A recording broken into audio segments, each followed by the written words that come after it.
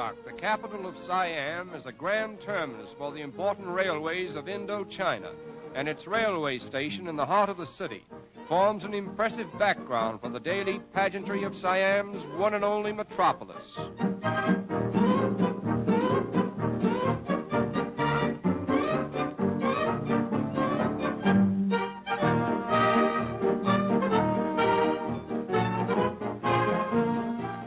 Bangkok is said to cover more land area than any other city in the world except London.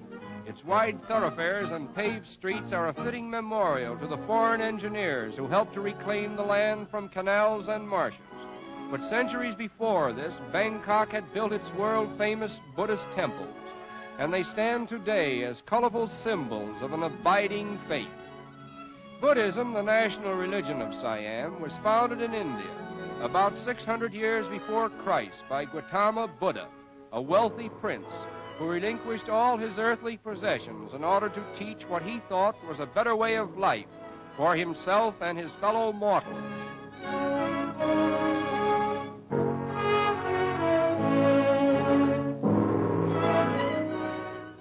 Buddha taught that all the miseries of life were caused by insatiable selfishness and greed. He said, "Until a man has overcome every sort of personal craving, his life is trouble and his end is sorrow.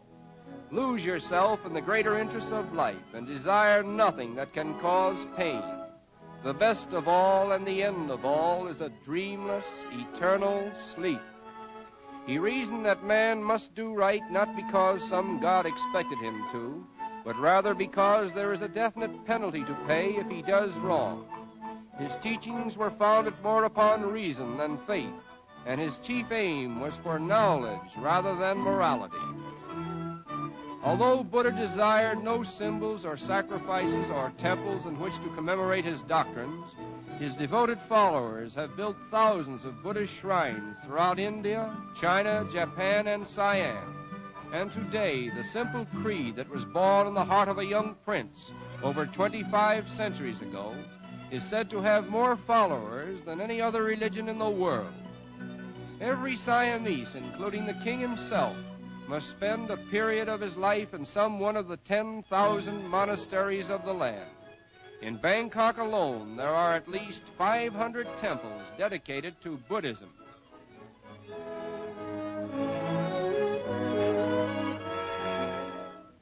The chief entertainment of the Siamese people is found in national dancing, through which the drama of life is enacted and many a folklore is preserved. In this instance, the demon with the green mask is trying to steal a pearl or a silver ball from the daughter of Neptune, and each movement of her delicate hand symbolizes a thought in the story.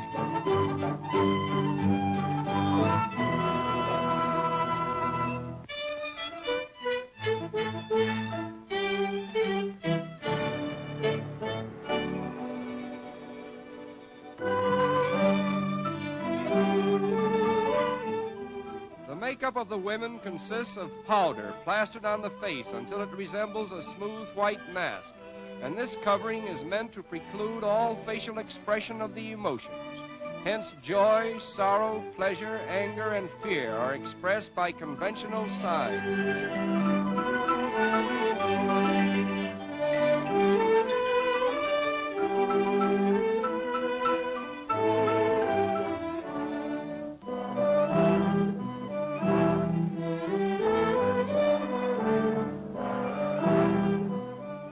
Dancers who are the most popular are those who can bend their fingers back as far as their wrists, an achievement that is the supreme desire of every Siamese dancer.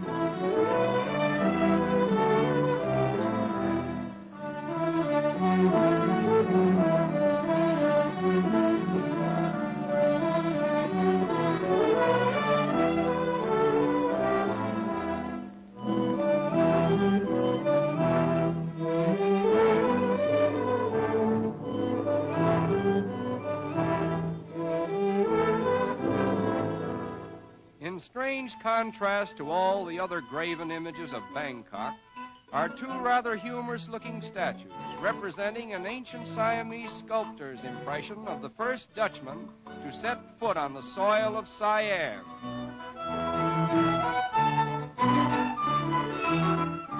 And now we come to the everyday life that is typical of Bangkok, a city that has been called the Venice of Asia because of its vast network of picturesque canals, upon which almost 1 million inhabitants ply their trades and live their lives.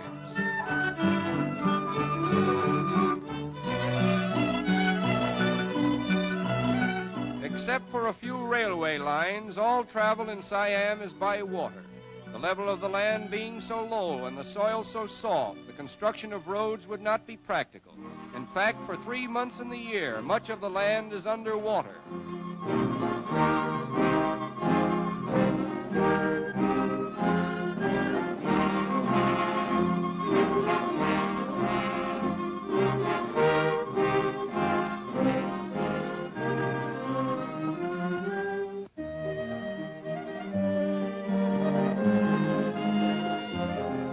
The products of the soil consist of rice, sugarcane, coconuts, teak, and all kinds of fruits, which are loaded in boats and paddled up to Bangkok.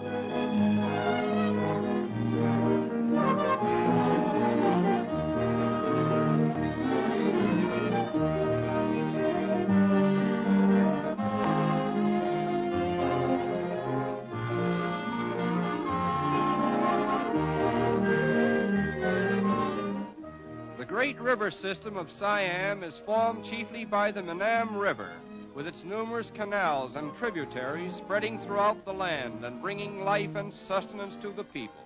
In fact, this great river, with the plains which it alternately floods and drains, constitutes Siam itself, for the prosperity of the country depends largely upon its whims. The larger temples of Siam are called Wats, and perhaps the most famous of these is Wat Arun on the banks of the Manam River, one of the many picturesque sights that help to make a boat trip on the river an unforgettable experience. For here may be seen a panorama of life that is typical of serene Siam.